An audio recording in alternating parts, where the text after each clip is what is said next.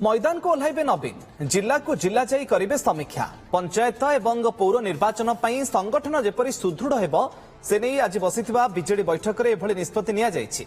संघ भवन रे अनुष्ठित बैठक रे दलीय सुप्रीमो नवीन पट्टनायक गोटी गोटी करी सबु नेतांकर मत नेबा सह निज आडू मध्ये टिप्स देथिले।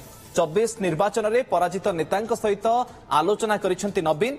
प्रथम थर पई गत निर्वाचन रे दलीय टिकेट रे प्रार्थी होइतिबा नेतांकू कुआडे प्रथमे कहिबा पई सुजोग दिया जायतिला।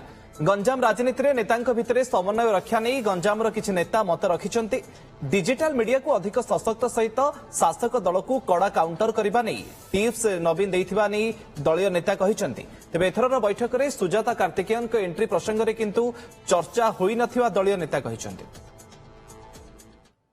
जेतेबेले कोनोसे राजनैतिक लड़ाई हुए लोक सरकार को बाछंती एवं ठीक समय विरोधी दल को मध्य बाछंती।